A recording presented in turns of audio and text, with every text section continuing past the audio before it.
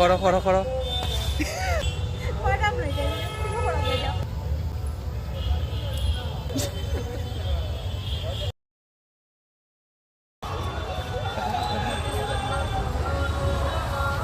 নামো।